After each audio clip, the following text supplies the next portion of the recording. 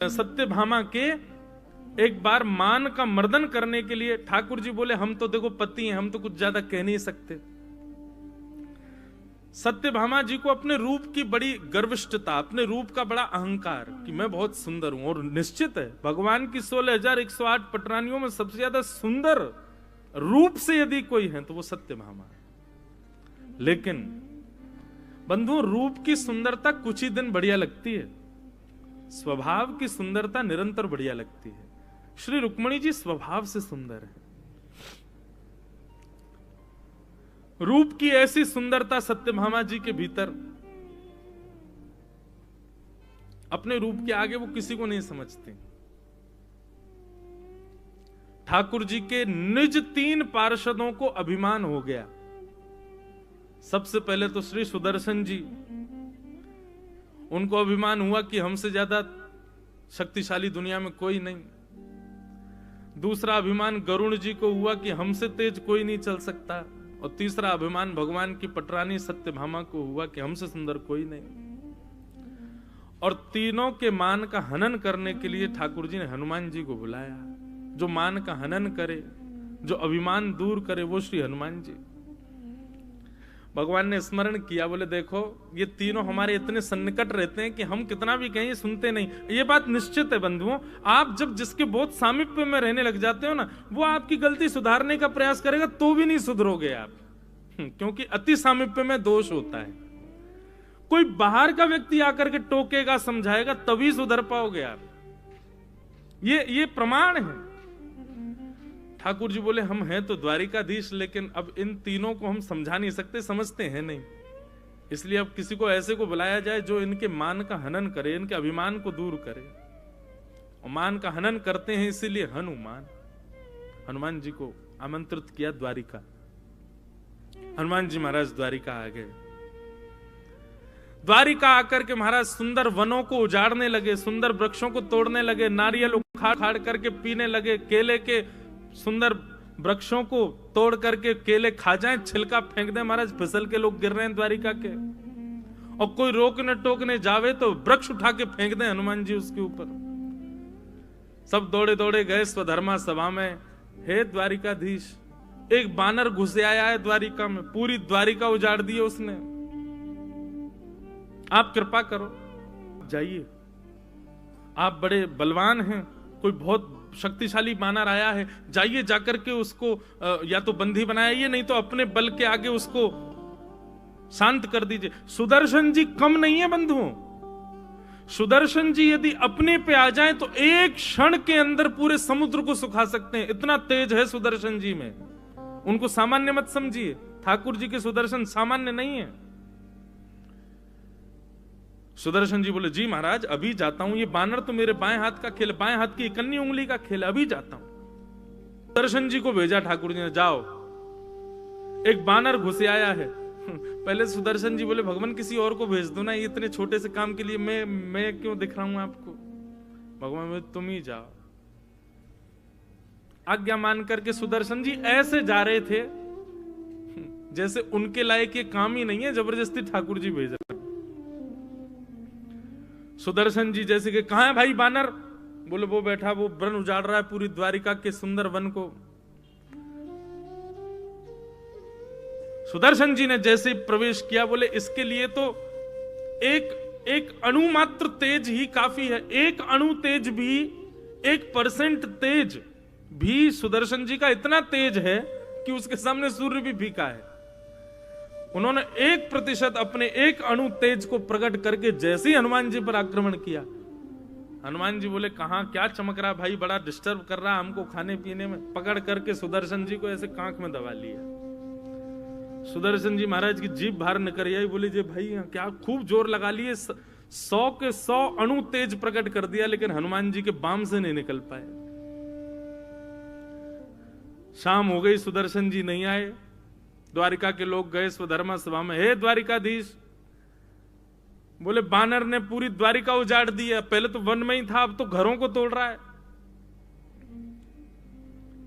भगवान बोले हमने सुदर्शन जी को भेजा था, वो कहां गए। बोले पता ही नहीं है, आते पते नहीं है, बस एक क्षण के लिए उनका तेज दिखा, पर अंतर ध्यान हो गए, कहां गए किसी को नहीं पता।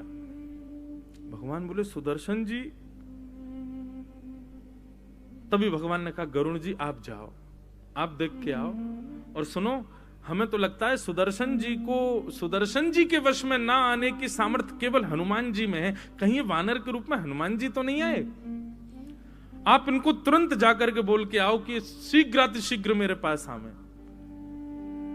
गरुण जी बोले भगवान शीघ्रातिशीघ्र शब्द प्रयोग करने की आवश्यकता नहीं, आपको पता नहीं मेरी गति कितनी तेज है, मन से भी तेज चलता हूं मैं, आप शीघ्रातिशीघ्र क्यों करें? ठाकुर जी बोले भाई हमको पता है कि वो हनुमान जी ही हैं और उनको अभी बुलाना बहुत जरूरी है, पूरी द्वारिका उजाड़ देंगे, बढ़िया उनसे कहना कि भोजन प्रसादी की व्यवस्था है, शीघ्रातिशीघ्र आए। गरुण जी बोले फिर आप बोल रहे हो शीघ्रातिशीघ्र, मत कहिए भगवान, अभी जाता हूं, अभी आया। जाओ।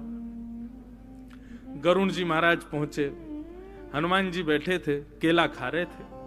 गरुण जी ने आके प्रणाम किया, जय हो हनुमंत लाल, आइए आइए आइए। बोले वो हमारे सुदर्शन जी आए थे आपके पास, कहाँ हैं बेचारे? हनुमान जी ने अपनी बाम उठाई तो नीचे गिर पड़े। बोले जय रे, ये हमको बहुत परेशान कर रहे थे इसलिए हमने उनको बाम में भर लिया।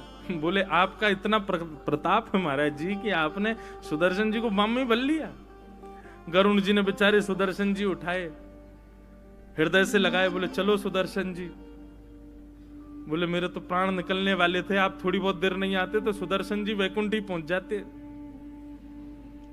गरुण जी महाराज बोले भगवान आप द्वारिका धाम पधारे हैं, राघवेंद्र सरकार श्री कृष्ण रूप में द्वारिका में विराज रहे हैं, द्वापर चल रहा है, आपकी प्रतीक्षा में बैठे हैं, जल्दी पधारिए। हनुमान जी बोले आप पहुंचो, आपके पहुंचने से पहले पहुंच जाऊंगा। गरुण जी बोले क्या बताएं मां, भगवान कहते हैं शीघ्रातिशीघ्र, जे कह रहे हैं मुझसे पहले। अरे इनको पता नहीं है किसी को भी मेरी गति कितनी है, मैं मन से भी तेज चलता हूं। गरुण जी बोले नहीं मैं आपको लेने ही आया हूं, संगी चल दो, अभी पहुंचा दूंगा, आप पता नहीं कितनी देर में आओगे। बोले देर नहीं भाई, तुम पहुंचो, तुमसे पहले पहुंच जाएंगे हम। गरुण जी बोले ठीक है। जैसे गरुण जी उस बगीचे से निकले द्वारिकाधीश की सुधर्मा सभा के लिए, सुधर्मा सभा में जाकर के गरुण जी कहना चाहते थे कि द्वारिकाधीश वे आ रहे हैं, ऐसा कहना चाहते ही थे कि भीतर जाके देखा तो द्वारिकाधीश के चरणों में श्री हनुमान जी महाराज बैठे, गरुण जी से भी पहले। पहला मान दूर हुआ श्री सुदर्शन जी का, दूसरा मान दूर हुआ श्री गरुण जी का, अब तीसरा मान क्या? सत्यभामा। हनुमान जी जब से आए तब से खड़े हैं और नेत्रों में अविरल अश्रुधार। भगवान बोले हनुमान जी समीप आ जाओ, पास आ जाओ, बैठ जाओ भैया, हृदय से लग जाओ। बोले नहीं, पहले मैं आपको प्रणाम करूंगा फिर हृदय से लगूंगा।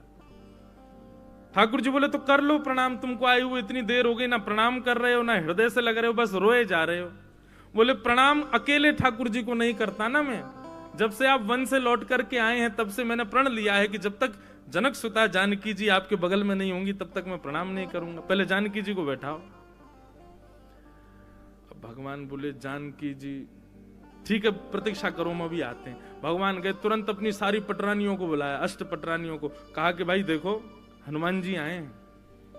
वो हनुमान जी तब तक प्रणाम नहीं करेंगे जब तक हमारे बगल में जानकी जी नहीं आएंगी। आप सब लोग आपस में निष्कर्ष कर लो कि जानकी जी के रूप में मेरे बगल में कौन बैठेगा, जो बैठेगा उसी के बाद ही हनुमान जी प्रणाम करेंगे। और ये बात विचार कर लेना, जानकी जी जैसा सौंदर्य, जानकी जी जैसी सौम्यता, जानकी जी जैसी मधुरता वो होनी चाहिए। अब चर्चा तो बहुत दूर की बात, सत्यभामा जी ने पहले ही हाथ उठा दिया, बोले महाराज ये तो कहने की बात नहीं है, पूरी द्वारिका जानती, मुझसे ज्यादा सुंदर कोई नहीं है।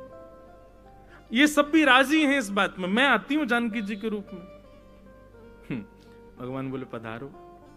रुक्मणी जी भी मंद मंद मुस्कुरा रही थी, रुक्मणी जी ही तो जानकी जी हैं, लेकिन कह रही ठीक है कोई नहीं, इनको भी हुआ दो, मान ही तो दूर करना है। और महाराज आज वैसे तो सुंदर है सत्यभामा, लेकिन आज और सुंदर श्रृंगार किया। हनुमान जी महाराज खड़े हैं प्रतीक्षा में, नेत्रों से विरल अश्रुधार। जानकी जी को बुलाओ, जानकी जी को बुलाओ। नेत्र बंद करके खड़े थे, द्वारिकाधीश के बगल में आकर के परम सुंदर स्वरूप धारण करके श्री सत्यभामा जी आकर के विराजमान हो गए। हनुमान जी के नेत्र खुले, ठाकुर जी को देख करके मुस्कुराने लगे। ठाकुर जी बोले, हनुमान जी प्रणाम कर लीजिए। अब हनुमान जी बोले, पहले जानकी जी तो आ जाएं, बैठी तो है हमारे बगल में। महाराज ये जानकी जी हैं? बोले हाँ देखो जानकी जी तो हैं। अच्छा, नहीं नहीं भगवान, जनक सुता जानकी जी तो सतयुग में ही हैं।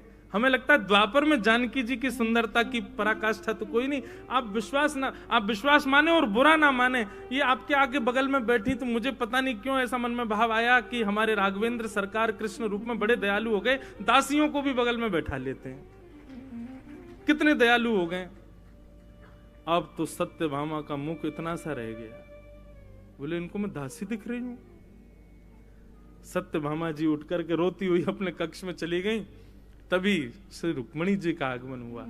रुक्मणी जी को देखते हनुमान जी महाराज मदमस्त हो गए, नृत्य करने लगे, आहा, चरणों से जाकर के लिपट गए, तब दंडवत प्रणाम किया श्री ठाकुर जी को। तो तीनों मानों को हनुमान जी के द्वारा द्वारिकाधीश ने द्वारिका धाम में सिद्ध कराया। सुदर्शन जी, गरुण जी और श्री सत्यभामा। तो ये चर्चा क्यों शुरू हुई थी? सत्यभामा जी बड़ी सुंदर हैं, पर रुक्मणी जी का जो सौंदर्य है वो स्वाभाविक सौंदर्य है, रूप का सौंदर्य नहीं है। इसलिए बंधुओं, ठाकुर जी रूप से सुंदरता अगर स्वीकार करते तो बहुत सुंदर बन के आई थी पूतना, पर ठाकुर जी को स्वभाव की सुंदरता ही प्रिय है।